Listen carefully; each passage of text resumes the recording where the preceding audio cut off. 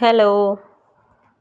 തുടരും കണ്ടതിന് ശേഷം ഈ ജോർജ് സാറിൻ്റെ ഇൻഫ്ലുവൻസ് ആണ് ഈ ഹലോ.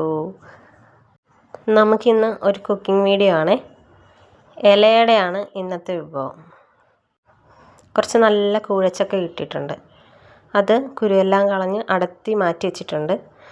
അത് നമ്മളിന്ന് അടയാക്കാൻ പോവാണ്. അതിനായി ഒരു പാത്രം ഗ്യാസ് സ്റ്റൗവിലേക്ക് വെച്ച് നെയ്യ് ഒഴിച്ച് അതിലേക്ക് തേങ്ങാക്കൊത്ത് ചേർത്ത് വറുത്തെടുക്കുകയാണ്. എത്രത്തോളം തേങ്ങാക്കൊത്തുണ്ടോ അത്രയും ടേസ്റ്റി ആയിരിക്കും നമ്മുടെ ഇലയട.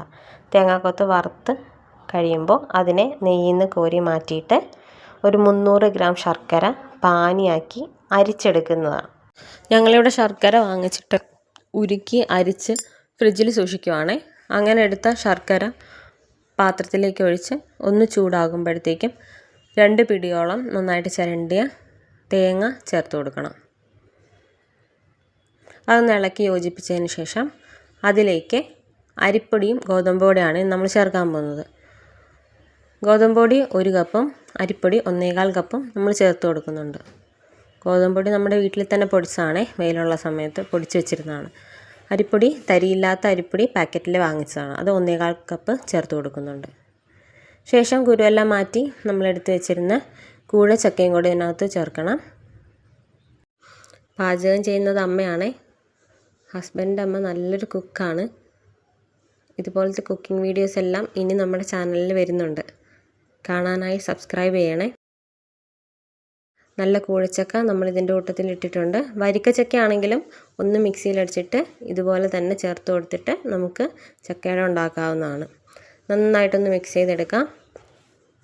ആ കൂട്ടത്തിൽ തന്നെ ചുക്ക്, ഏലക്ക, ജീരകം എന്നിവ പൊടിച്ചതും ഈ മധുരത്തിനെ ബാലൻസ് ചെയ്യാനായിട്ട് ഒരു പിഞ്ച് ഉപ്പും നേരത്തെ വറുത്ത് വെച്ചിട്ടുള്ള തേങ്ങാക്കൊത്തും കൂടെ ഇതിലേക്ക് ആഡ് ചെയ്ത് നല്ലപോലെ എല്ലായിടത്തും എത്തുന്ന പോലെ മിക്സ് ചെയ്തെടുക്കാം. ശർക്കരയുടെ മധുരവും ചക്കയുടെ മധുരവും ഒന്ന് ബാലൻസ് ചെയ്യാൻ വേണ്ടിയിട്ടാണ് ഒരു നുള്ളു ഉപ്പും കൂടെ നമ്മളിതിൽ ചേർക്കുന്നത്. ആവശ്യമെന്ന് തോന്നിയാൽ, മധുരം കുറവാണെന്ന് തോന്നിയാൽ, അല്ലെങ്കിൽ തിക്ക് മാവാണെന്ന് തോന്നുവാണെങ്കിൽ ശർക്കരപ്പാനി ആഡ് ചെയ്യാം. ലൂസാണെന്നുണ്ടെങ്കിൽ അല്പം അരിപ്പൊടി ചേർത്ത് കൊടുക്കാം.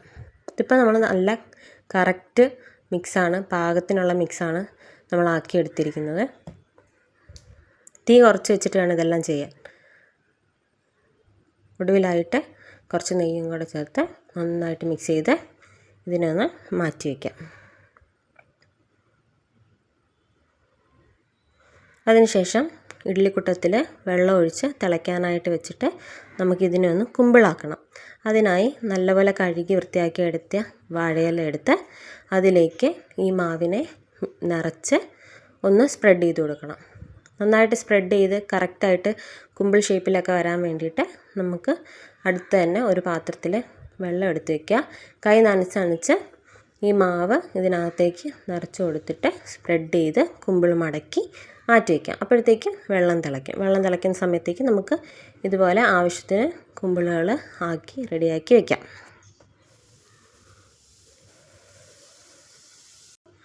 വെള്ളം തിളച്ച സമയത്ത് പുറത്തേക്ക് നോക്കിയപ്പോൾ ഉള്ള കാഴ്ചയാണ്.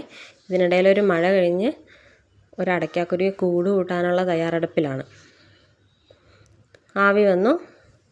നമ്മൾ മടക്കി വെച്ചിരുന്ന കുമ്പിളെല്ലാം അടുക്കടുക്കായി ഇഡ്ഡലിക്കുട്ടത്തിലേക്ക് നിറച്ചു. ഇനി ഇതൊന്ന് അടച്ചു വയ്ക്കണം. 20-30 മിനിറ്റോളം നമുക്കിത് ആവി കയറിയാലേ വേഗത്തുള്ളൂ. ഒരു 30 മിനിറ്റോളം നമുക്ക് ഇത് അടച്ചു വെച്ച് നന്നായിട്ട് വേവിച്ചെടുക്കാം. 30 മിനിറ്റ് കഴിയുമ്പോൾ നമ്മുടെ ഇഡ്ഡലിക്കുട്ടത്തിൽ നന്നായിട്ട് ആവിയെല്ലാം വന്ന് നല്ല മണമുണ്ട്. അവിടെയെല്ലാം ഇല വാടിയതിൻ്റെയും ചക്ക വെന്തതിൻ്റെയും ഏലക്കാടേയും ജീരകത്തിൻ്റെയും ചുക്കിൻ്റെ എല്ലാം നല്ല വാസന വരുന്നുണ്ട്. കൊതിപ്പിക്കുന്ന മണമാണ്. ഇങ്ങനത്തെ ഈസി സ്നാക്സിന് വേണ്ടിയിട്ട് നമ്മുടെ ചാനൽ സബ്സ്ക്രൈബ് ചെയ്യാൻ മറക്കല്ലേ.